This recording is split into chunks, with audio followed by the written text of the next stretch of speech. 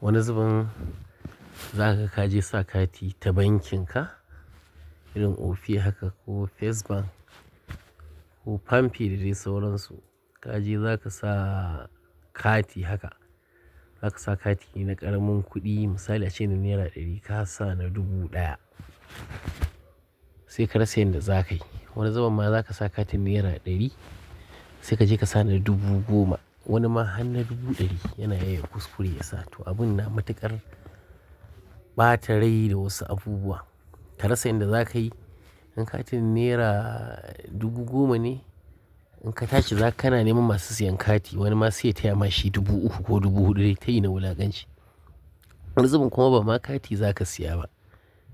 Za ka kana da kuɗi ne a banki. Kana so musamman abin da ya shafi wallet, kana so ka tura ma wani kuɗi.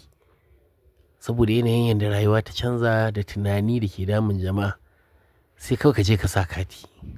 Za ka tura 10,000 ka da katin 10,000.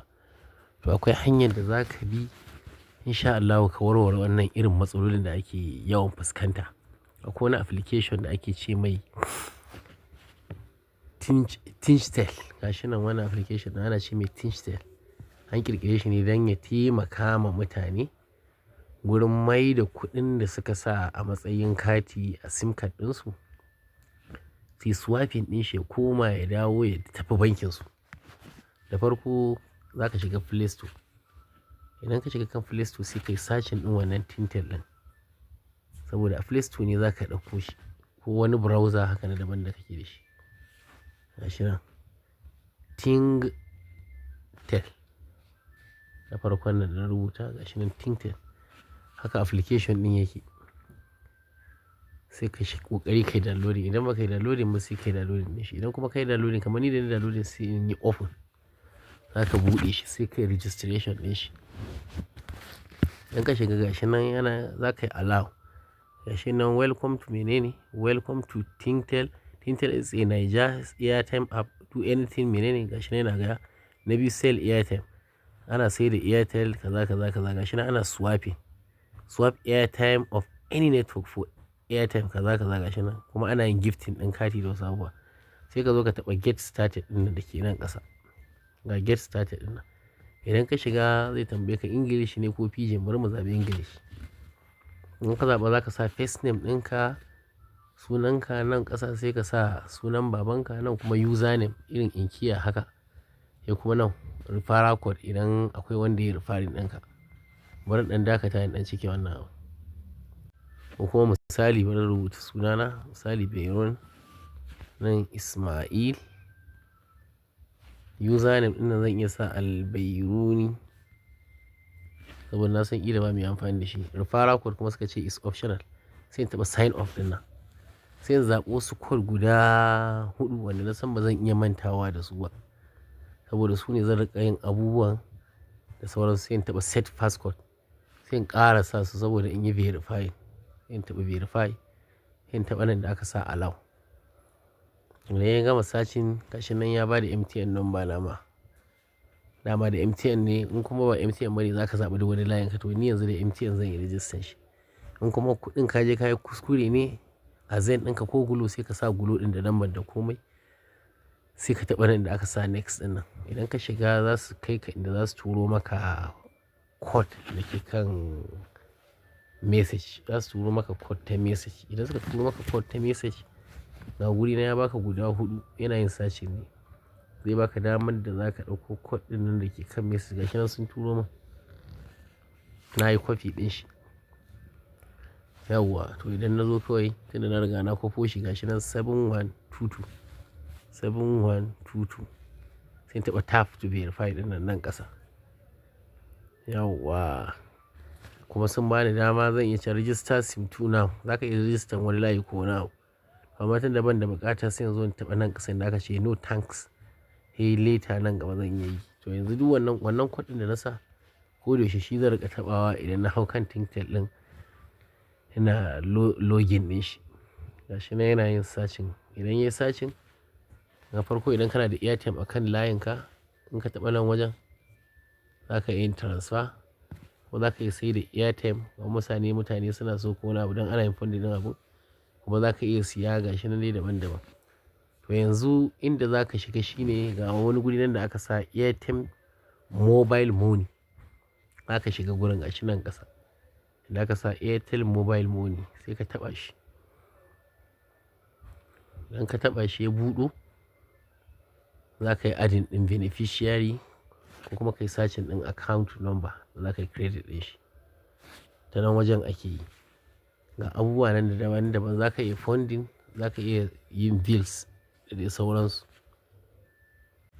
Application ɗin yana da matuƙar muhimmanci. Za ka iya airtime ɗin da kake kan wayanka za ka iya selling ɗin shi. Kuma za ka iya zuwa ka tura shi to mobile money. Mobile money shine irin su Momo da sauransu. Misali bari mu shiga gurin. Idan muka shiga gurin, na nan ƙasa kenan za ka sa misali account number ko kuma ka zo ka taɓa nan ƙasa inda aka sa add beneficiary. Sai ka yi selecting ɗin banki. Zai baka banki ƙwara biyu ko Momo Bank ko kuma Airtel Smart Cash. In kana so ka tura shi Momo na MTN ne, banki ne shi ma yanda ka ga su OP yake da sauransu. Kuma akwai Airtel Smart Cash. Wannan kuɗin za ka iya mai da su Airtel Smart Cash. Idan suka je Airtel Smart Cash kuma banki ne mai zaman kanshi, za ka yi tura shi sauran bankin. Misali bari in taɓa Momo ɗin nan. Yadda dai ina da su duka. In sa lambar waya na MTN. Saboda shi Momo lambar waya ne na MTN shine account number ka. Gashi nan yana searching, zai fito da duk wani information ɗina. Gashi nan Birun Ismail, hey in yi next. To idan na yi next, kuɗin da nake so in tura sai in rubuta shi a nan wajen da aka sa amount ɗin na misali 1000. Zan yi selected in sim nan sama gashi nan na taɓa inda aka sa MTN ɗin nan wajen. Sai in sa 1000 misali. To babu kuɗin da ke kan Airtime ɗina na MTN bai kai 1000 ba. Saboda haka zai iya dawowa baya saboda yana searching amma da kuɗi ya sani. Suna yin charges ɗin naira 150 ne kawai. Ko nawa ne kai kuskure za ka mai da shi kan Momo account ɗinka. In ba ka da Momo MTN sai kai ƙoƙari ka buɗe. Ko gashi nan misali in naira 1000 ne, za su yi charges ɗin naira 250. Hanyar da suka nuna kenan. In akwai he ka taɓa nan da aka sa transfer. To da na sa pin ɗin, za su kwaso kuɗin da ke kan account ɗina sai su tura shi. Idan kuma banki nake so in wuce da shi ba wannan wallet ɗin ba, to zan zo in shiga nan inda aka sa sell airtime. Sai ka taɓa shi. Idan ka taɓa shi ya gama searching za ka taɓa inda aka sa add beneficiary ɗin nan. Idan ka taɓa shi sai ka duba wani banki kake so ka kai wannan kuɗin. Wanda kai kuskure ka loda shi a kan layinka. Za ka yi searching ɗin shi. Bankin da kake so misali in ce ga First Bank na. Sai in taɓa shi. Kana sa account number. Kana sa account number 678. Kana sa account number shi da kanshi zai lalubo ya gano sunan wani banki za a tura wa. Gashi nan ya kawo mun sunana banki na ne na First Bank. Sai in yi next. Idan ka yi next, sai ka zo daga ai kuɗin kana so ka cire shi ne daga kan layinka na MTN. To sai ka ɗan taɓa nan wajen. Idan ka taɓa sai ka sa amount misali bari in ce 10,000 ake so in cire. Za su yi rubuta iya charges za su. To sun gane cewa bani da ban sa kuɗi a cikin katin ba. Shine suke ganin haka. Amma da akwai kuɗi a layi na kai naira 10,000. To za su faɗi iya average ɗin da za su ɗauka ko in ce percentage. Sai ka shiga transfer. Idan ka shiga transfer sai ka wuce da su bankinka. To haka ake navigating ɗin shi wannan application ɗin. Yana nan a Play Store. Sun ƙirƙire shi ne don su taimaka wa wanda mutane da suke yawan yin kuskure. Duk da dai Palmpay ta kawo wannan tsarin kwanaki kuma daga baya ta zo ta cire shi is unavailable. Allah ya taimake mu, Allah ya sa mu dace.